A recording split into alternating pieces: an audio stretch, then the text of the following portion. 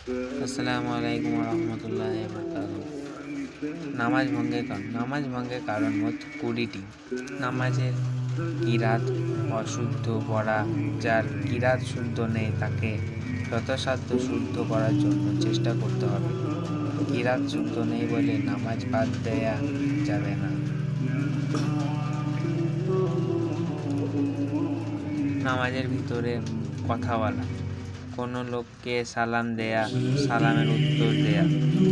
নামাজের ভিতরে উ আহ শব্দ করা, বিনা ওজরে কাশি দেয়া, আমলে কাছির করা,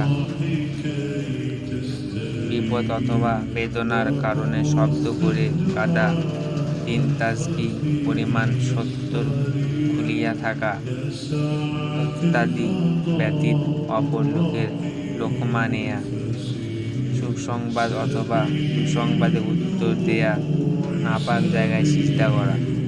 নামাজের ভিতরে দুনিয়াবি কোনো বিষয়ে প্রার্থনা করা, নামাজের ভিতরে খাওয়া বা পান করা, হাঁচির উত্তর দেয়া, কিবলার দিকে থেকে সিনা ঘুরিয়ে নেয়া, কোরআন মাজিদ দেখে পড়া, ইমানের আগে মুক্তাদি কোনো রূপণ পালন করা, নামাজের মধ্যে এদিক সেদিক তাকানো, নামাজে শব্দ করে হাসা, চলবে না।